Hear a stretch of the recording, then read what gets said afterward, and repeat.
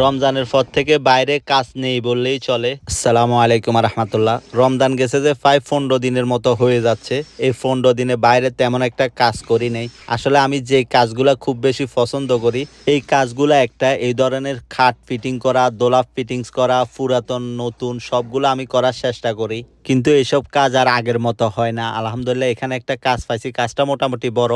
এই ধরনের দোলাপ দুইটা খোলা লাগবে, দুইটা খাট খোলা লাগবে, পরে আবার এগুলা ফিটিংস করা লাগবে। পুরাতন কাজে একটু ফেরা আছে, কারণ এগুলা খুলতে গেলে অনেক সময় ভেঙে যায়, অনেক সময় কারণ এগুলো পুরাতন হয়ে যায়। তারপরে মোটামুটি আমি আমার সর্বোচ্চ দিয়ে করার চেষ্টা করি। এই সমস্ত কাজগুলার কিছুদিন আগেও অনেক ডিমান্ড ছিল, বাট এখন প্রতিটা কোম্পানি নিজস্ব লোক রেখে দেওয়াতে আমার আর তেমন একটা কাজ হয় না।